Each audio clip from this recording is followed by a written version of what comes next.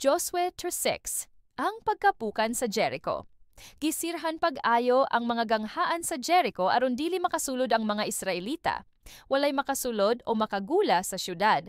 Unya ang Ginoo miingon kang Josue, itugyan ko kaninyo ang Jericho ug ang hari niini lakip ang maisog nga mga sundalo. Ikaw ug ang imong mga sundalo magmartsa libot sa gawas sa syudad, makausamatag adlaw sulod sa unom ka adlaw.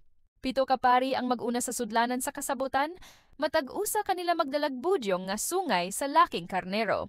Sa ikapitong adlaw, ikaw ug ang imong mga sundalo magmartsa libot sa gawas sa syudad, makapito uban sa mga pari nga magpatingog sa mga budyong nga sungay. Unya patingogon nilag dugay ang mga budyong.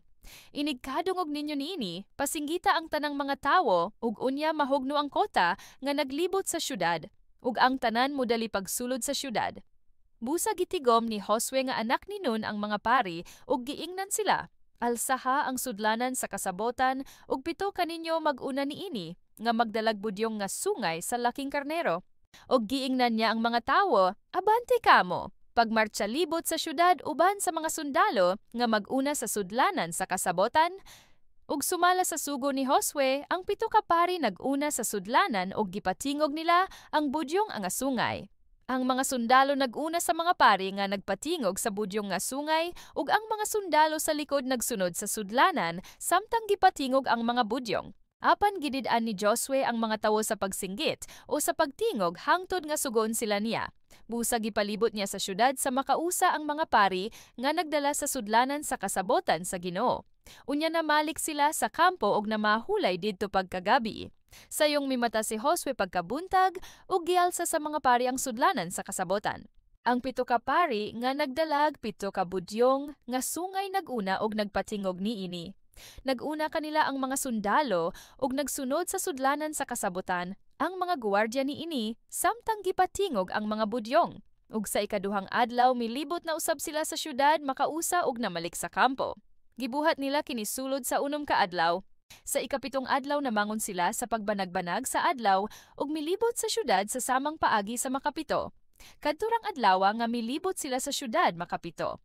Sa ikapitong paglibot nila, human patinggoga sa mga pari ang mga budyong, giingnan ni Josue ang mga tawo. Paninggit kamo kay gitugyan sa Ginoo kaninyo ang syudad. Ang syudad ug ang tanan nga anaa niini gihukman nga laglagon sa hingpit, ingon nga halad ngadto sa Ginoo. Maula may luwason si Rahab nga nagbaligya sa iyang dungog ug ang iyang panimalay tungod kay gitago man niya ang atong mga espiya. Apan ayaw kamo paghilabot sa bisan unsa nga laglagonon. Kung maghilabot kamo niini, makahatag kamog kasamok ug kadaot sa kampo sa Israel.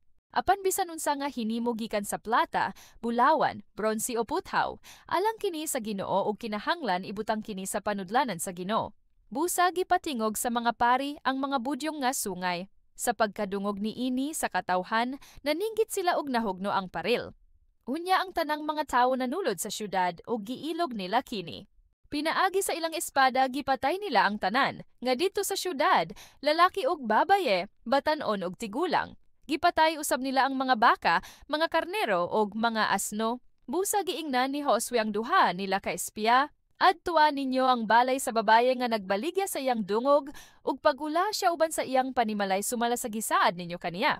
Pusa nang ngadto sila ug gidala nila si Rahab uban sa iyang mga ginikhanan, mga igsuong lalaki, mga ulipon ug ang tanang sakop sa iyang panimalay ngadto sa gawas sa kampo sa mga Israelita.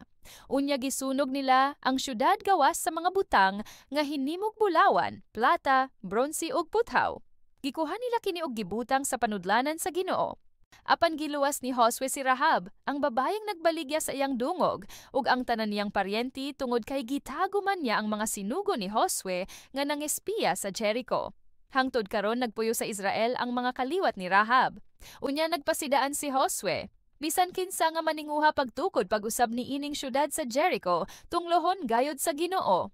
Ang magpahiluna sa patukuranan, mamatyan sa iyang kamagulangang anak nga lalaki. Ug ang magtukod sa mga ganghaan, mamatyan sa iyang kamanghoran. Busa ang Ginoo nag-uban kang Josue, ug nabantog siya sa tibuok nasod.